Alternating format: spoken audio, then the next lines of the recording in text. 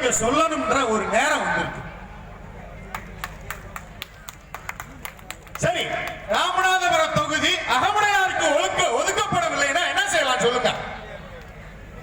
நீங்களே யார் வாக்காளர்? இப்ப நீங்க அகமுடையார் இல்ல, வாக்காளர். அகமுடையார் தொகுதி ராமநாதபுரம் மாவட்டம் 75% வாக்காளர்களை கொண்ட ராமநாதபுரம் சட்டமன்ற தொகுதியில இந்த தொகுதியை அகமுடையார்களுக்கு ஒதுக்கவில்லை என்றால் என்ன செய்யலாம்? வாக்காளரா சொல்லுங்க, அகமுடையாரா சொல்லாதீங்க. தேர்தலை புறக்கணிக்குமா இந்த அகமுடைய சமுதாயம்? அதற்காக என்ன போராட்டத்தை முன்னெடுத்தால் அதற்கு நான் சார்ந்த தமிழ்நாடு வீரத்தமிழர் முன்னேற்ற கழகம் உங்களுடன் இருக்கும், என் உறவுகளோடு நிற்கும். பொறுத்தது போதும், இனிமேலாவது எழுச்சியை உருவாக்குவோம். அகமுடைய சமுதாயமே சிந்திங்க.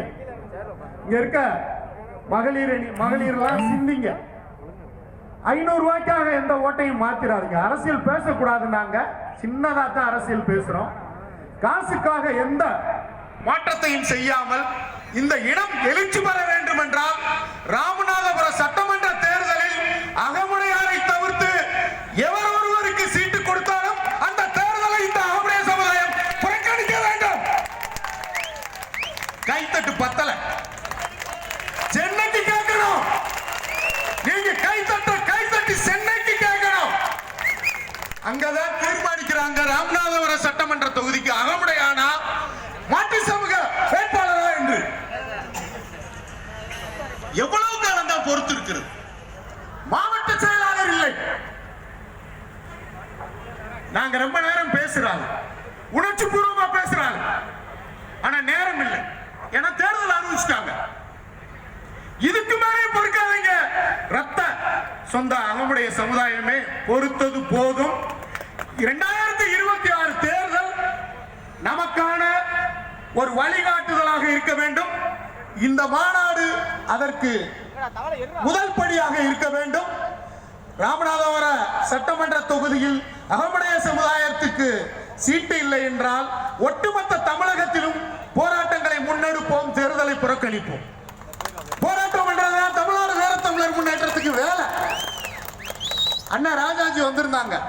காலையில இருந்து என்ன உண்ணாவிரதம்?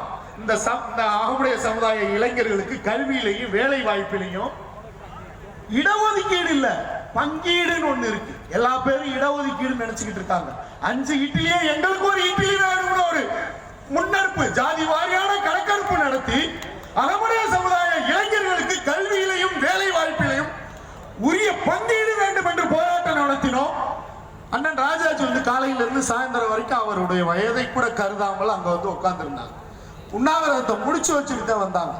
அது போன்று வருகிற 2026 சட்டமன்ற தேர்தலில் ராமநாதபுரம் தொகுதி அகமுடையார்களுக்கு ஒதுக்கப்படவில்லை என்றால் ஒரு மாபெரும் உண்ணாவிரதத்தை இங்கு நடத்துவதற்கு என் ரத்த சொந்தங்கள் தயார் என்றால் தமிழ்நாடு வீரத்தமிழர் முன்னேற்ற கழகம் அதை முன்னின்று நடத்தும். போன காமிக்கிறாரு. வாய்ப்பளித்தமைக்கு நன்றி. மறந்துடாதீங்க, இன்னைக்கோட முடிச்சிடாதீங்க. இன்னும் 4 நாள் தான், 1 வாரம் தான் இருக்கு. மறந்துடாதீங்க. போயிட்டு நமக்கு ராமநாதபுரம் தொகுதி ஒதுக்கப்படவில்லை என்றால் இங்கு மாபெரும் ஒரு உண்ணாவிரத போராட்டம் நடத்தினால் அதை தமிழ்நாடு வீரத்தமிழர் முன்னேற்ற கழகம் ஆதரிக்கும். வாய்ப்பளித்தமைக்கு நன்றி, வணக்கம்.